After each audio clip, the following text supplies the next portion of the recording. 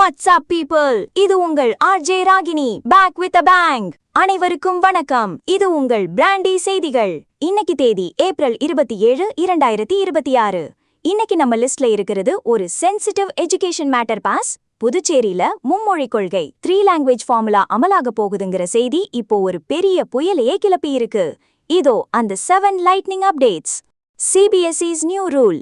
India முழுக்க இருக்கிற CBSE பள்ளிகள்ல புதிய தேசிய கல்விக் கொள்கைப்படி மும்மொழி கொள்கையை பின்பற்றணும்னு அதிரடி உத்தரவு வந்திருக்கு. இது புதுச்சேரி மாணவர்களையும் இப்போ நேரடியா பாதிச்சிருக்கு. 2 இந்தியன் லாங்குவேஜஸ் மேண்டேட்டரி.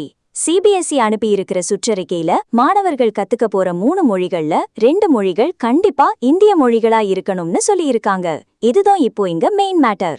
டார்கெட் 2026-27. வர 2026-27 கல்வியாண்டிலிருந்து 6ஆம் வகுப்பு மாணவர்களுக்கு இந்த மும்மொழி கொள்கை அமலுக்கு வருது. 7 நாளுக்குள்ள 3வது மொழியை கத்துக் கொடுக்கிறதுக்கான ஏற்பாடுகளை செய்ய பள்ளி நிர்வாகங்களுக்கு டைம் கொடுத்திருக்காங்க. Impact on government schools. புதுச்சேரியில இருக்கிற எல்லா அரசு பள்ளிகளும் 2024லேயே CBSE பாடத்திட்டத்துக்கு மாறிட்டாங்க. இதனால அரசு பள்ளி மாணவர்களும் இப்போ கட்டாயம் ஒரு கூடுதல் மொழியை கத்துக்க வேண்டிய கட்டாயத்துல இருக்காங்க. French and Hindi factor.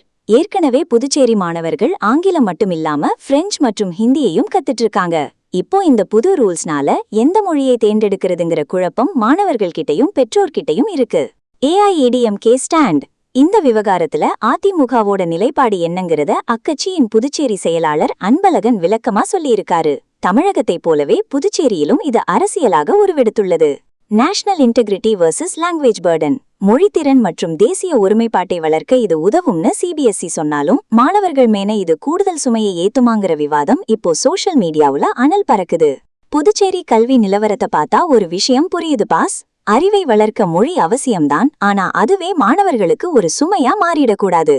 இந்த மும்மொழி கொள்கை புதுச்சேரிக்கு செட் ஆகுமா? மாணவர்கள் 3 மொழிகள் கத்துக்கணுங்கிற CBSE முடிவை நீங்க எப்படி பாக்குறீங்க? இது மாணவர்களுக்கு பயனுள்ளதா இருக்குமா? கமெண்ட்ல சொல்லுங்க.